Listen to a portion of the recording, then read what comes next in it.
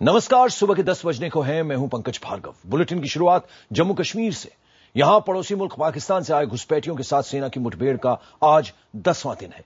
कुपवाड़ा के शालाभाटा गांव में पिछले 10 दिनों से भारतीय फौजी अंदर घुसकर आए पाक घुसपैठियों से जंग लड़ रहे हैं। आतंकियों के साथ भारी हथियारों से लैस पाकिस्तानी फौज की बॉर्डर एक्शन टीम के फौजी भी हैं। वहीं श्रीनगर से 4 किलोमीटर दूर सौड़ा इलाके में बुधवार रात से आतंकियों के साथ मुठभेड़ शुरू हो गई। दरअसल सौड़ा के अहमदनगर में पुलिस को कुछ आतंकियों के होने की खबर मिली थी और जब पुलिस ने इलाके में तलाशी अभियान के लिए वहां पर पहुंची तो उस पर आतंकियों ने हमला कर दिया। इस हमले में 5 पुलिस वाले जख्मी भी हो गए। घटना की जानकारी मिलने के बाद सुरक्षा बलों को घटनास्थल पर भेज दिया गया है। सूत्रों के मुताबिक इलाके में आतंकी फरार हो गए हैं। फिलहाल पुलिस का तलाशी अभियान लगातार वहां पर जारी है। और जम्मू कश्मीर में एक और करगिल पैदा करने की कोशिश की जा रही है। इधर भारत और पाकिस्तान के प्रधानमंत्रियों की अमेरिका में मुलाकात की तैयारी की जा रही थी तो उधर पाकिस्तान से आए घुसपैठिए सरहद लांघकर हमारे इलाके पर कब्जे की कोशिश कर रहे हैं। जी हां, कुपवाड़ा में पिछले 10 दिनों से भारतीय फौजी अंदर घुसाए पाक घुसपैठियों से जंग लड़ रहे हैं। आतंकियों के साथ भारी हथियारों से लैस पाकिस्तानी फौज की बॉर्डर एक्शन टीम के फौजी भी वहां मौजूद हैं।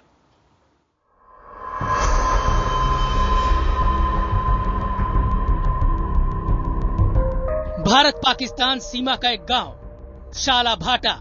आधा गांव पाकिस्तान में, आधा भारत में। और भारत में मौजूद गांव में एक और करगिल दोहराने की पाकिस्तानी सेना की कोशिश पिछले 9 दिन से चल रही है।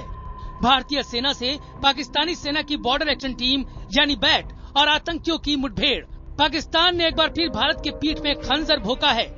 सेना के मुताबिक जम्मू कश्मीर में ऊंचाई पर मौजूद शालाभाटा गांव में 23 सितंबर को 30 से 40 की संख्या में पाकिस्तानी सेना की बैट के जवान और आतंकवादियों ने घुसपैठ की। इस गांव में कुल 77 घर हैं, जिसमें से 40 घर पाकिस्तान की सीमा में आते हैं, जबकि 37 घर भारतीय सीमा में। सूत्रों की माने तो तकरीबन 17 घरों में बैट के जवान और आतंकवादी छुपे हुए हैं। यही नहीं, सेना की माने तो इन लोगों ने इलाके की गुफाओं और जमीन में गड्ढे बनाकर बंकर बना लिए हैं और वहीं से भारतीय सेना से मुकाबला कर रहे हैं। This was not a pure infiltration. This was a bat action cum infiltration. The number of militants who had attempted this was rather large. सेना का दावा है कि उसने 10 से 12 आतंकियों को मार गिराया है, लेकिन सेना का ये भी कहना है कि इस लड़ाई के दौरान भी मंगलवार रात को 1 दर्जन से ज्यादा आतंकियों ने घुसपैठ की कोशिश की थी। सूत्रों की माने तो सच ये भी है कि अगर बैट और आतंकी चाहे तो वो भारतीय सेना का 1 महीने तक मुकाबला कर सकते हैं। सूत्र जो स्थिति बता रहे हैं वो काफी गंभीर है। सूत्रों की माने तो आतंकी और बैट के जवानों के पास ऐसे हथियार और गोला बारूद है कि वो भारतीय सेना का 1 महीने तक मुकाबला कर सकते हैं। आतंकी और बैट के जवान भारी मशीन गन का इस्तेमाल कर रहे हैं। जिस तरह से वो लड़ाई कर रहे हैं उससे लगता है कि उन्होंने इसकी खास ट्रेनिंग ली है। सूत्रों की माने तो जिस वक्त ये लोग इस इलाके में कब्जे के लिए घुसे थे वहाँ भारतीय सेना की कोई मूवमेंट नहीं थी। 23 सितंबर को पाकिस्तानी सैनिक और घुसपैठिए इस इलाके में इकट्ठा होना शुरू हो गए। इन्होंने बंकर तक बना लिए। जब तक भारतीय सेना को पता चलता तब तक देर हो चुकी थी। हालांकि 9 दिनों से चलने वाला यह ऑपरेशन अब अपने आखिरी दौर में है, लेकिन यह आखिरी दौर कितने दिनों में खत्म हो पाता है, फिलहाल सेना इसका जवाब नहीं दे पा रही। सवाल यह है कि आखिर पाकिस्तानी सैनिक और आतंकी इस भारतीय गांव में घुसने में कैसे कामयाब हुए। सेना का जवाब है कि इलाका कठिन है। जंगल में निचले वाले जगह में काफी अंडरग्रोथ भी है, काफी नाले हैं और ऐसे इलाकों के अंदर में रॉक्स के कारण थोड़ी क्रिवेक्स होती हैं, थोड़ा छोटी छोटी केव बन जाती हैं और छुपने की जगह होती हैं। सेना बार बार कह रही है कि देश भरोसा रखे, वो घुसपैठियों का खात्मा कर देगी। लेकिन सवाल ये है कि आखिर पाकिस्तान बार बार भारत की पीठ में खंजर कब तक भोंकेगा। 1999 में करगिल में पाकिस्तानी सेना के जवानों ने इसी तरह से भारतीय पहाड़ियों पर अपना कब्जा जमा लिया था। जब तक भारतीय सेना को पता चलता उन्होंने वहां अपनी चौकियां तक बना ली। ऊंची पहाड़ियों से उन्हें हटाने के लिए सैकड़ों भारतीय जवानों को शहीद होना पड़ा था। अब एक बार फिर पाकिस्तान ने करगिल दोहराने की कोशिश की है। खास बात यह है कि इस बार भी पाकिस्तान के प्रधानमंत्री नवाज शरीफ हैं। जिस वक्त न्यूयॉर्क में नवाज शरीफ और प्रधानमंत्री मनमोहन सिंह के बीच बातचीत हो रही थी उस वक्त भी भारतीय सैनिक पाकिस्तानी सेना के घुसपैठियों से जूझ रहे थे। पूरे पूरे 9 दिन हो गए हैं, सेना नहीं जानती अभी और कितने दिन लगेंगे। ध्रुव इलाके में सेना का सर्च ऑपरेशन जारी है। वो कह रही है कि ये भारतीय गांवों पर कब्जा नहीं है, लेकिन जिस तरह से पाकिस्तानी सैनिकों की तैयारी है वो तो कुछ और ही सच बयां कर रही है। आखिर सवाल ये उठता है कि पाकिस्तान की इस हिमाकत को रोकने का रास्ता क्या है? आखिर बार बार सेना अपने ही बचाव में कब तक जुटी रहेगी? श्रीनगर से खालिद हुसैन के साथ पवन शर्मा, जम्मू, IBN 7। आइए सीधे रुक करते हैं हमारे सहयोगी खालिद हुसैन इस वक्त हमारे साथ जुड़ रहे हैं। खालिद, एक जनरल को हम सुन रहे थे, उनका ये कहना था कि न सिर्फ ये इन्फिल्ट्रेशन है बल्कि बैट एक्शन भी है। इस वक्त क्या ताजा जानकारी मिल रही है? जो कुपवाड़ा का ये गांव है शाला भाटा, उसके अलावा सौरा से क्या जानकारी? देखिए, पहले अगर हम शाला भाटा की बात करें तो वहां आज दिन भी एनकाउंटर जारी है। दोनों फायरिंग आज रात में भी हुई है वहां पर, जो मुझ तक खबरें पहुंची है। और ये जो कहा जा रहा है कि वो वहां पे बंकर्स बनाए हुए, वो एक्चुअली घर है, गुजर कोठे हैं, जहां पर बैट यानी बॉर्डर एक्शन टीम जो है पाकिस्तान की, और जिसमें लश्कर तैयबा, जैश मोहम्मद और हिजबुल मुजाहिदीन के लोग भी शामिल हैं। दरअसल ये कहा जा रहा है कि करीबन 30 से 40 मिलिटेंट्स को घुसपैठ की कामयाब बनाने के लिए बैट ने ये एक्शन किया, और उन्हें एक सोची समझी साजिश के तहत वहां पर वो एक अपना बंकर्स बनाए और एक बैकअप दिया इन मिलिटेंट्स को ताकि वो घुसपैठ कर सके। जो हमने जनरल से बात की थी, उन्होंने कहा था कि ये इन्फिल्ट्रेशन बीट जरूर है, लेकिन सीज फायर वायलेशन वहां पे नहीं देखी गई है, और फायरिंग बहुत जबरदस्त हो रही है वहां पर, और रुक रुक के फायरिंग हो रही है। और खालिद, संक्षेप में आपसे मैं जानना चाहूंगा, जो इलाका है शाला भाटा का, क्या हम उनसे थोड़ा नीचाई पर हैं, वो हमसे थोड़ा ऊपर हैं, और किस तरह से 50 के करीब जो हैं कहा जा रहा है आतंकी जो हैं वो अंदर घुसे हैं, घुसपैठ किए उन्होंने?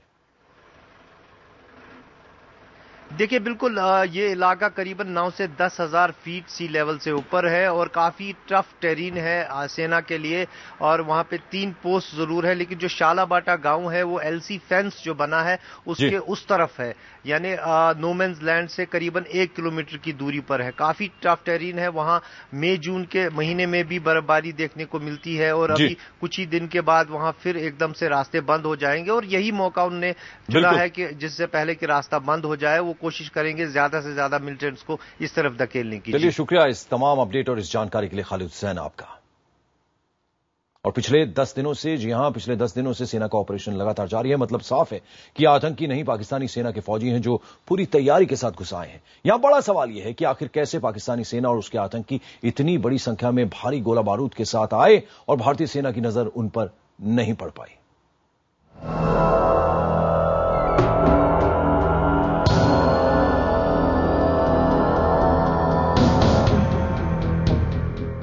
शाला भाटा यानी सरहद पर मौजूद वो भारतीय गांव, जिसके खाली मकानों में पाकिस्तानी सैनिक और उसके सहयोगी आतंकी आ छिपे हैं। ठीक उसी तरह से जिस तरह करगिल में चोरी छिपे पाकिस्तानी सैनिक आ छिपे थे।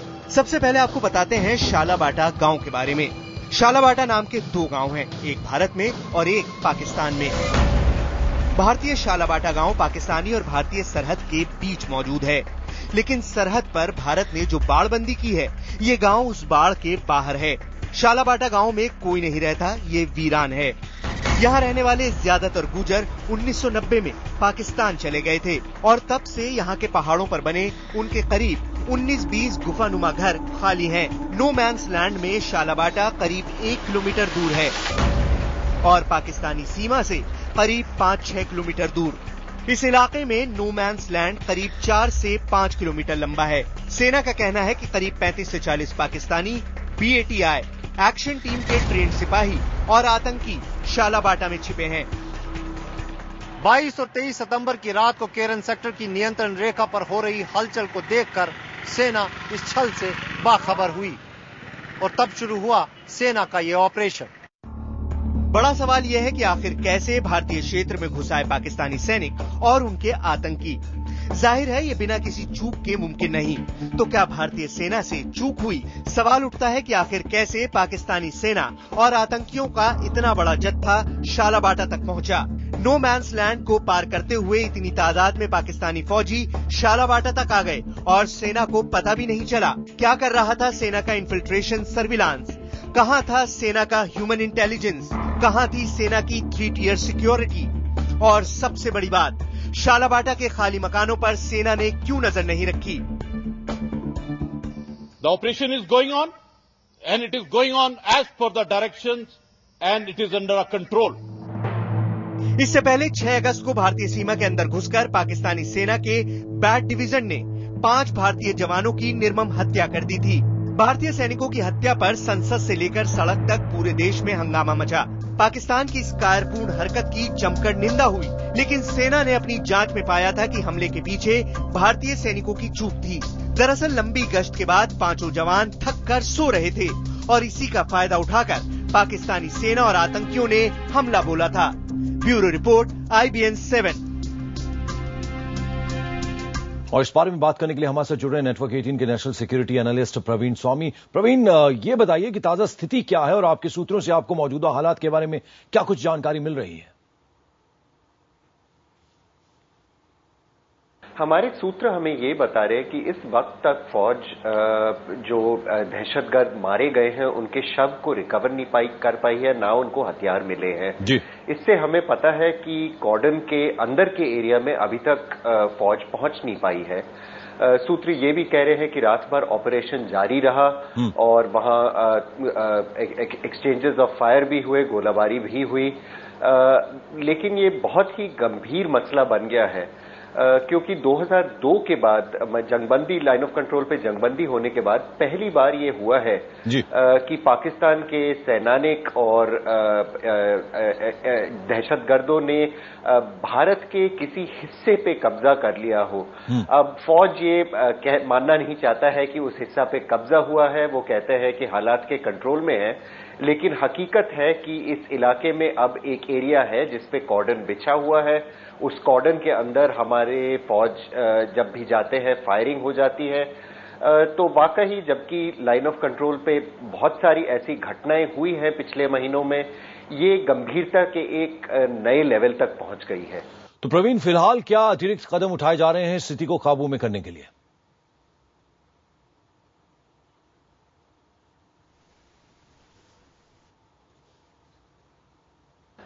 विचार जरूर हो रहा है और फौज को कहा गया है कि जल्दी से जल्दी ये घुसपैठियों को वापस धकेल दिया जाए। एडिशनल ट्रूप्स भी उस इलाके में सूत्र कह रहे हैं कि तैनात किए गए हैं और UAV से लगातार सर्वेलेंस चल रहा है, बाकी मीन से सर्वेलेंस चल रहा है, ये पता करने के लिए कि ये दहशतगर्दों ने किस इलाकों में एग्जैक्टली पोजीशन लिया है। लेकिन जब तक ये इन्फिल्ट्रेशन क्लियर नहीं होगा तो लगता नहीं है कि कोई इस मसले का हल निकलने वाला है। ये हमें याद रखना चाहिए कि अब लगभग 72 घंटे ही हुए हैं जब मनमोहन सिंह और नवाज शरीफ साहब न्यूयॉर्क में मिले थे और ये ऐलान किया था कि लाइन ऑफ कंट्रोल पे अमन लाने के लिए वो कार्रवाई करने वाले थे, लेकिन अमन फिलहाल नहीं लग रहा है कि बहुत जल्दी लाइन ऑफ कंट्रोल पे आ जाने वाला है। दूसरी बात है कि अब फौज को हाई अलर्ट पे रहना पड़ेगा। जरूर कुछ हफ्तों में बर्फ पड़ेगी लाइन ऑफ कंट्रोल पे और उसके पहले घुसपैठियों को अंदर धकेलने की पाकिस्तानी साइड से उम्मीद है कि पूरी कोशिश होगी। जी प्रवीण, यहाँ ये भी बताइए, आपको क्या लगता है कि क्या वजह रही है इसकी? क्या किसी तरह की कोई लापरवाही हो सकती है भारतीय सेना की ओर से? ये बताइए। बिल्कुल लापरवाही रही है और आगे जांच ही बता पाएगी ये कैसे हुआ। ये हम जानते हैं कि ये घुसपैठ उस वक्त हुआ था जब फौज के 2 पलटन का तबादला चल रहा था लाइन ऑफ कंट्रोल पे। ऐसे ही हालात में तबादले के टाइम कुछ हफ्ते पहले, कुछ महीने पहले हमारे फौजी मारे गए थे लाइन ऑफ कंट्रोल पे। तो ये घुसपैठ कैसे हुआ, ये इसका फौज को जवाब जरूर देना पड़ेगा। चलिए, बहुत बहुत शुक्रिया प्रवीण स्वामी इस तमाम जानकारी के लिए आपका। और कुपवाड़ा में जारी मुठभेड़ पर कांग्रेस नेता सत्यव्रत चतुर्वेदी ने कहा कि पाकिस्तान की ओर से घुसपैठ की घटनाएं रुक नहीं रही। उनका कहना है कि इस घटना से एक बार फिर से पाक का दोहरा चेहरा बेनकाब हुआ है। जैसे जैसे सर्दियां नजदीक आ रही हैं तो पाकिस्तान की तरफ से ये कोशिश है कि सर्दियों में चूंकि फिर घुसपैठ करना संभव नहीं होगा बर्फबारी के बाद, लिहाजा इस समय पर वो ज्यादा से ज्यादा लोगों को, आतंकवादियों को घुसपैठ कराना चाहते हैं। एक तरफ तो पाकिस्तान और उसके प्रधानमंत्री हमसे बातचीत करना चाहते हैं और दूसरी तरफ जब बातचीत चल रही हो तभी घुसपैठ की भी कोशिशें जारी हो, ये पाकिस्तान के दोहरे और अविश्वसनीय चरित्र को दिखाता है। और IBN 7 पर खबरों का सिलसिला जारी है। आगे बढ़ने से पहले देखते हैं क्या है खास आज रात 11 बजे शैतान क्रिमिनल माइंड में। एक गोली, एक मौत, न्याय करने की सनक, तुझे तो मरना पड़ेगा। बदले की आग में जलता शैतान, आज रात 11 बजे। और इस बीच आपको बता दें, श्रीनगर से 4 किलोमीटर दूर सौरा इलाके में बुधवार रात से आतंकियों के साथ मुठभेड़ शुरू हो गई। दरअसल सौरा के अहमदनगर में पुलिस को कुछ आतंकियों के होने की खबर मिली थी। जब पुलिस ने इलाके में तलाशी अभियान के लिए वहां पुलिस पहुंची तो उस पर आतंकियों ने हमला कर दिया। इस हमले में 5 पुलिस वाले जख्मी भी हो गए। घटना की जानकारी मिलने के बाद सुरक्षा बलों को घटनास्थल पर भेज दिया गया। सूत्रों के मुताबिक इलाके में आतंकी फरार हो गए हैं। फिलहाल पुलिस का तलाशी अभियान लगातार जारी है। पुलिस के मुताबिक इस एनकाउंटर में लश्कर का एक टॉप कमांडर भी फंसा था। लश्कर का यह आतंकी श्रीनगर और गांदरबल जिले का कमांडर बताया जा रहा है। और मुठभेड़ के बाद घटनास्थल का जायजा लिया हमारे संवाददाता खालिद हुसैन ने। श्रीनगर के इस बाहरी इलाके अहमदनगर में कल देर रात जो मुठभेड़ शुरू हुई थी और जो पुलिस के मुताबिक एक लश्कर का मिलिटेंट यहां फंसा हुआ था, उसने ग्रेनेड दागे थे और गोलियां भी चलाई थी, जिसमें 5 पुलिस जवान जो है वो घायल हुए थे। इस वक्त जो सूचना मिल रही है पुलिस सूत्रों के मुताबिक से, वो मिलिटेंट जो है यहां से भागने में कामयाब हुआ है इस कॉर्डन में से, और अभी कॉर्डन को लिफ्ट किया गया। हालांकि इर्द गिर्द के इलाकों में सर्च ऑपरेशन जरूर जारी है कि वो जो पाकिस्तानी नेशनल बताया जा रहा था लश्कर का कमांडर मिलिटेंट, वो भागने में यहां से कामयाब हुआ है। लेकिन सवाल ये है कि अगर कॉर्डन रात भर था और यहां पूरी फोर्सेस लगी हुई थी और उसकी प्रेजेंस की उनकी पूरी सूचना थी, तो वो इस कॉर्डन से निकलने में कैसे कामयाब हुआ, ये एक बहुत बड़ा सवाल या निशान है। लेकिन फिलहाल यहां से कॉर्डन को लिफ्ट किया गया है और इस इलाके में जो है लोग भी अब बाहर आने लगे हैं, क्योंकि रात भर ये बंधक हुए के जैसे थे, गोलियां चल रही थी, कॉर्डन थी। हमें अभी पूरे स्पॉट पे नहीं जाने दिया जा रहा है, लेकिन फिलहाल ये खबर है कि वो मिलिटेंट जो है यहां से भागने में कामयाब हुआ है और सुरक्षा बल जो खासकर जम्मू कश्मीर पुलिस इर्द गिर्द के इलाकों में तलाशी अभियान जारी रखे हुए है। और माना जा रहा है कि लश्कर का ये जो टॉप कमांडर था, इसके साथ कुछ और लोग भी थे, लेकिन एग्जैक्ट नंबर जो है वो कोई नहीं बता पा रहा था कितने लोग थे और किस मंशा से यहाँ आए थे। ये एक सुरक्षा चूक मानी जा रही है कि एक मिलिटेंट इस कॉर्डन से निकल पाया और बावजूद इसके कि रात भर उसको बंधक बनाया रखा गया। खालिद हुसैन, श्रीनगर, IBN 7।